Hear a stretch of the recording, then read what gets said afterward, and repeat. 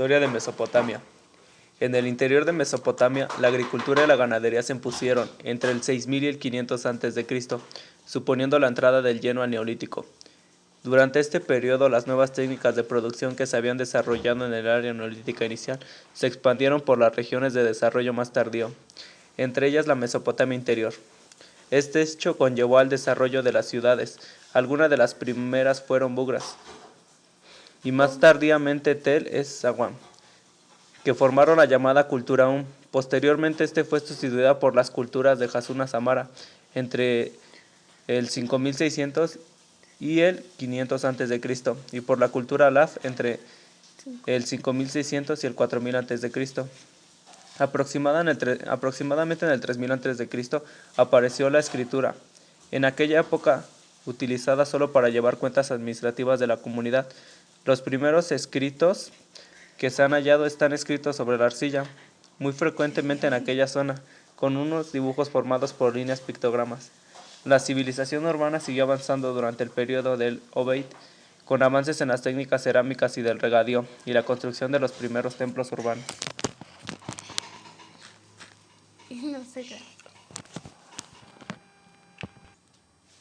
Los sumerios fue la primera civilización mesopotámica. Después del año 3000 a.C., los sumerios crearon en la Baja Mesopotamia un conjunto de ciudades-estados: Uruk, Lagash, Kish, Huma, Ur, Eridu y Ea, cuyo medio económico se basaba en el regadío. En ella había un rey absoluto que se hacía llamar vicario. El dios protector de la ciudad. Fueron los primeros en escribir. Escritura cuneiforme. También construyeron grandes templos. A continuación les presentamos un documental que nos habla sobre la cultura de Sumeria. Para la historia oficial, la Atlántida es un mito. No se acepta que hayan existido hombres pensantes que desarrollaron una civilización durante 25.000 años y que esa civilización desapareció con el diluvio universal hace 12.960 años. La historia oficial asegura que el hombre evolucionó del mono en África hace 1.000.000 de años y que el Homo sapiens, el hombre pensante, solo existe como especie dominante del planeta hace 40.000 años.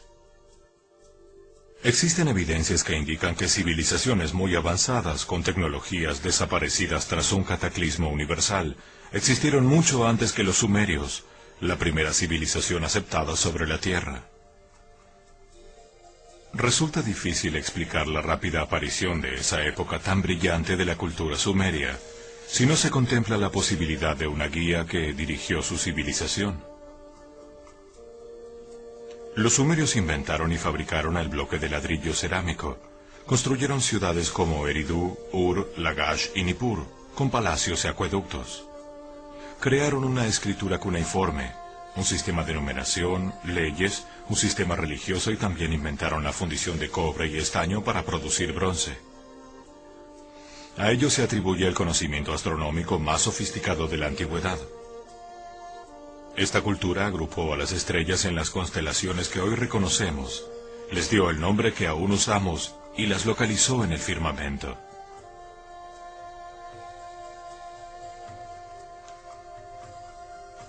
Desde el comienzo de los tiempos, el cielo ha sido motivo de fascinación, misterio y estudio para los hombres de las distintas culturas. Pero se atribuye a los sumerios los avances más importantes. Llamaron horizonte a la línea donde se encuentran la tierra y el cielo, ese punto de unión donde las estrellas de la noche dan paso a los rayos del sol. Registraron el movimiento de avance diario del sol en su aparición por ese horizonte y detectaron que hay un momento en el año en el que sale 2 días en el mismo sitio. En esos 2 días el día y la noche tienen la misma duración. Ese fenómeno se repite regularmente 2 veces en cada órbita alrededor del Sol y lo convirtieron en un punto de referencia al que llamaron equinoccio. Con ese punto de referencia comenzaron a contar el transcurrir del tiempo de la Tierra. Registraron que la bóveda celeste gira alrededor de una estrella a la que llamaron polar. Dividieron el cielo en 12 cuadrantes y registraron perfectamente a cada uno, bautizando a todas sus estrellas con nombres significativos. Encontraron así las posiciones relativas de las estrellas, los planetas, la luna y el sol, con una Tierra que avanza inclinada sobre su eje por el espacio celeste. Inventaron todos los conceptos de astronomía esférica, los polos, los ejes de rotación, la eclíptica, los equinoccios, los solsticios y lo más increíble es que conocían el ciclo llamado precesión de los equinoccios.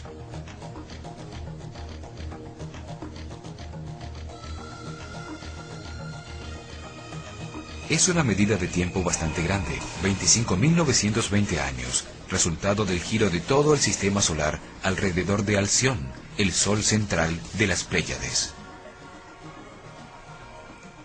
La Tierra gira 3.600 veces alrededor del Sol por cada giro del sistema solar alrededor de Alción.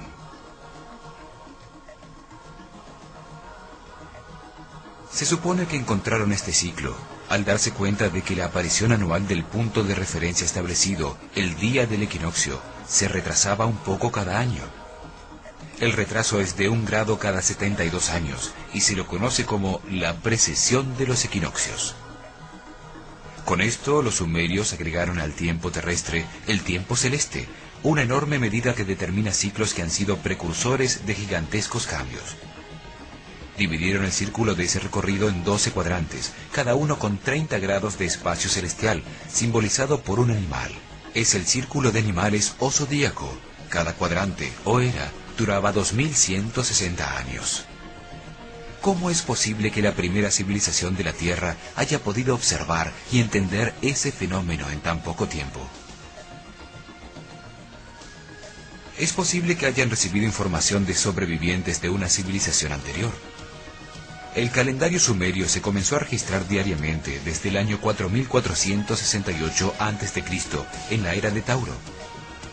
Sin embargo, ellos consideraban que el tiempo había comenzado en el año 10.928 a.C., en la constelación de Leo, cuando la Tierra se inundó, salvándose solo Ziusudra, el Noé sumerio. Curiosamente, los egipcios también comienzan a contar el tiempo a partir de ese mismo momento, cuando su tierra emergió de las aguas. El zodíaco circular encontrado en el templo de Dendera así lo confirma. La leyenda dice que la esfinge tiene cuerpo de león para señalar ese hito cataclísmico y que su cabeza humana es el símbolo de Acuario, la época en que estamos entrando, para señalarnos la duración del ciclo.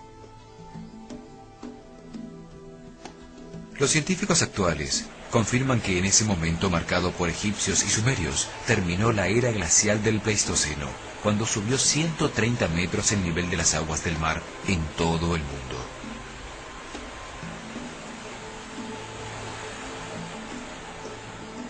Pero esa no es la única información sorprendente.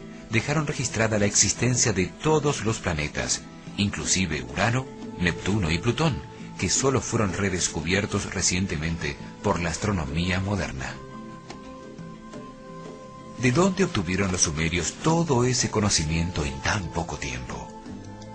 Hay que tener en cuenta la posibilidad de que hayan tenido una guía superior que dirigió su desarrollo en base a información de una civilización anterior. La respuesta a este interrogante se encuentra en las tablillas de barro sumerias, junto con la primera escritura conocida. Pero nos negamos a aceptarla. Ellos hablan de Utu, un pueblo más antiguo que vivió antes del diluvio, con habitantes muy sanos, que prácticamente no envejecían. Una sociedad modelo de equilibrio y justicia. También el rey Hammurabi, en su famoso código, confirma la existencia de una civilización madre desaparecida. Dice textualmente que él entiende las enigmáticas palabras talladas en piedra de los días anteriores al diluvio, lo que indicaría que antes existieron escribas, lenguaje y escritura. La información sobre la existencia de la Atlántida está envuelta en el mito. Hay que abrir las fronteras de la mente para aceptar los indicios misteriosos que la historia nos brinda. Escuchemos todas las leyendas y todas las historias que, por raras que parezcan, pueden llevarnos a adivinar la mente del Creador y a resolver el enigma más grande de todos, el propósito de nuestra existencia. ¿De dónde venimos? ¿Cómo hemos progresado? ¿Existió realmente la Atlántida? Y sobre todo, ¿hacia dónde nos dirigimos? Una civilización que floreció durante 13.000 años tuvo que haber existido al final de la era glacial, conocida como el Pleistoceno. Con las condiciones climáticas existentes podría haberse desarrollado solo en las zonas tropicales del planeta, entre los paralelos 35 al norte del Ecuador y 35 al sur. De acuerdo a la descripción de Platón, la Atlántida estaba localizada en el centro del Atlántico. Este continente perdido sería indudablemente el lugar ideal. El fértil valle entre el Tigris y el Éufrates en la Mesopotamia, donde floreció Sumeria, y el valle del río Nilo en Egipto, son otros sitios donde podría haber existido una civilización anterior al diluvio. El valle del río Indus en la India y el valle del Yangtze en China tenían también el clima y las condiciones necesarias para el desarrollo de una civilización. En Sudamérica el sitio ideal era alrededor del lago Titicaca entre Perú y Bolivia. Curiosamente, sobre el paralelo 30 están situadas las ciudades más antiguas e importantes como Heliópolis en Egipto, Eridu en los tiempos sumerios, Persépolis en Persia, Harappa en el Valle de la India y Lhasa en el Tíbet. Es en esos sitios donde más evidencias se encuentran actualmente de una civilización anterior. Es evidente que la cultura sumeria fue guiada por conocimientos de civilizaciones anteriores. Tal es el caso de la cultura egipcia, que también desarrolló conocimientos increíbles en un espacio de tiempo muy corto. Algo común a todos los sitios anteriores a Sumeria es que sus monumentos los construían con gigantescas piedras que llamamos megalitos. Estas enormes piedras eran cortadas, trasladadas por grandes distancias y luego ensambladas entre sí, colocadas en el sitio con increíble precisión, utilizando una tecnología desconocida actualmente. Enormes piedras descritas como antiguas en los más antiguos textos existentes se encuentran en Baalbek, Líbano, y entre los ríos Litani y Orontes, en el fértil valle de Beca. Son 3 losas de piedra cortadas, las más grandes y más pesadas del mundo. Se llaman los trilitones. Forman parte de una gigantesca plataforma artificial de piedra, de unos 700 metros de lado, diseñada para resistir enormes pesos y presiones. Cada una de las 3 losas pesa 1.200 toneladas, miden 25 metros de largo, 8 metros de ancho y 5 metros de alto. Las colocaron a 8 metros de altura sobre otras piedras que las soportan, encajándolas tan precisamente que no se puede introducir un naipe en sus juntas.